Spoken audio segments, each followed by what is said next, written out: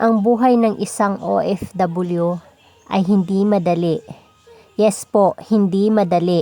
Hindi madali ang mangibang bansa, ngunit aming ginawa para sa pamilya.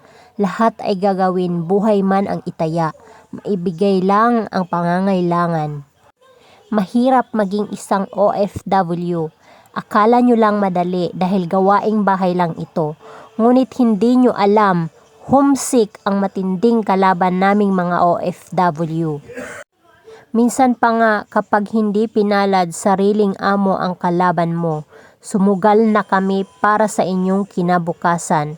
Nagtiis sa bansang hindi nakagisnan. Maibigay lamang ang inyong pangangailangan.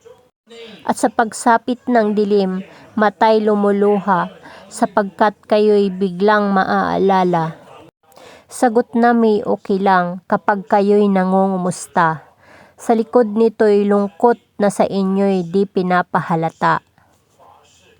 Sa mga OFW na katulad ko, sa inyo'y saludo. Pagmamahal ninyo'y ibinuhos nyo ng todo. OFW, binansagang bayani at ipinagmamalaki ng kapwa Pilipino. Pero masakit na katotohanan, mangyari lang na tayo'y parangalan na bayani kapag tayo'y umuwing nakasilid na sa kahon.